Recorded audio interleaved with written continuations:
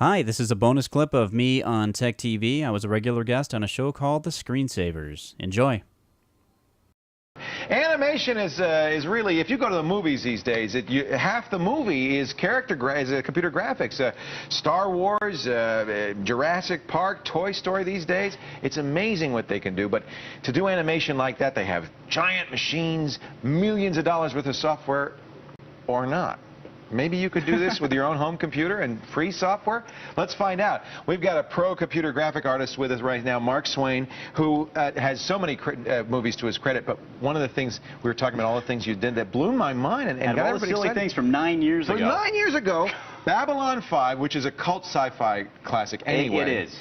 But is legendary because the pilot was done on Amiga systems. It was done on Amigas. You know, a computer at that time was like the price of a small exotic sports car. Right. So we couldn't afford them, so we used Amigas. In fact, there was only 4 people working at the company at the time that did the pilot. And we brought our own Amigas in. Your personal Amiga? Our personal Amiga, wow. our 2000s. Wow. And then we bought 10 of them for a render farm. And we rendered the whole show, about 70 shots, I think it was at the time. And this looks great. Yeah, it looked great. It was kind of revolutionary at the time, and it actually set a whole lot of shows off on the fact that they could do that quality of effects in television. No more styrofoam rocks and ships hanging on a string. Cardboard sets or something. you can do it. Yeah, you could just make the set. You won an Emmy Award, so it obviously was. Yeah, the full team won an Emmy. Yeah, it was really great. So obviously we've come a long way. That was done with Amigas, and what software were you using then? We were using Lightwave. It's actually still out there. It's Lightwave 1.0. Wow. So that was a long time ago. It's up to 6.5 now, so it's a lot better and a lot faster. And what do you work with now? I work with Maya, and we got it right here on the computer. And this computer, I just want to note before you even do anything, is a game machine practically. It's got a GeForce 3 card in it. Yep. So it's a high-end video card, but not a 3D rendering card in I particular. think the whole computer's probably $1,200–$1,500 exactly at the right, most. Yeah. So it's got 512 mega memory in it because you really do need a lot of memory for computer graphics. A gigahertz Pentium, would that be enough? I think this is a 1.2 in here, but yeah, you know, 800. I have a 450 at home, and with a good graphics card, works great. Now, normally, we think of cards like this. This is the Intergraph card. Thousands and thousands of dollars. I think this thing was something like $2,000 when I got it, like 3 years ago. And it's got a bunch of chips on it. Yeah, it's got several graphics engines on it that make it much faster than the GeForce 3. Now, if you go buy the Wildcat, the new version of this, it's probably 3 or 4 times faster, but it's like 8 times more expensive than the GeForce. So, well, folks, just take a look. This is Maya. Take a look what you can do in real time, by the way. This is not pre-rendered. No, this is actually real time. In the scene. This is just the TechTV logo, and I added dynamics. And dynamics are a processor calculation, but it's displaying this in pretty real time. It's keeping up. In fact, you can even make it more elaborate, can't you? Yeah, you put in a background. There's a background, and we can put textures on the background. There's some textures on the background. Let's turn some lights on. There's some light spotlights going around.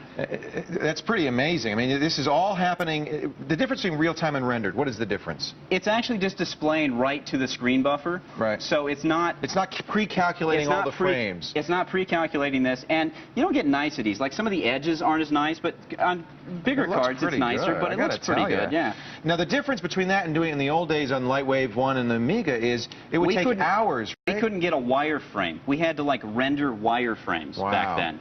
So you didn't have the chance of saying, well, how would it look if I did this?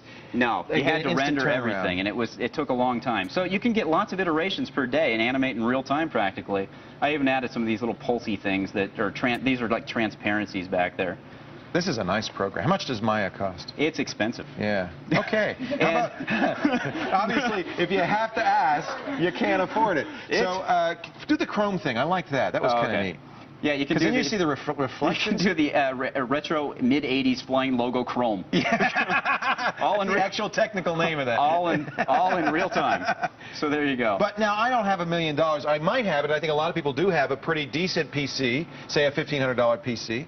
Oh, let's see this. What is this? I rendered the frames out from that scene I just did. Oh yeah, I'd like to see that. And have you ever had like a media player and it skips frames? QuickTime or a media player. They just don't keep up with. This one plays in real time, and it never skips frames. Down here at the bottom of the screen right here, it is holding 30 frames per second. Solid. And if I want, 640 by 480. if you want, you can like type in some wacky number like 3000, and it will try and do 3,000, but then it'll come down here and it'll tell you what it's actually doing. I think that's about, well, it's not doing 3,000. I think pretty it's doing, fast. I think it's doing about 180 frames a second. But this is like frame accurate playing this back. What is this program? This is called Frame Cycler by Aerodos. And you would use this after you've rendered it to just kind of preview the videos. You take all the frames, load them in, and it plays it back through memory. That's How much is that? It's like $80. Inexpensive, but we can get even cheaper than that, can't we? You might go out and use Poser or 3D Studio. Well, that would be expensive. Poser's not too expensive. Bryce is not too expensive. But here's something for free, folks. Look at that. That's pretty cool.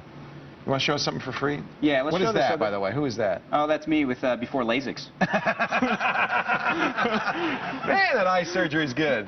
It is. I changed the hair color, too. I think they gave me X-ray vision, actually. So stay behind that podium, Whoa, mister. whoa. This is a program that's 3 megabytes that we downloaded just before the show. It does it do everything you can do in Maya or Soft Image or Lightwave? You know, within reason. It's made by a company in the Netherlands, and it's a free program. It's called Blender.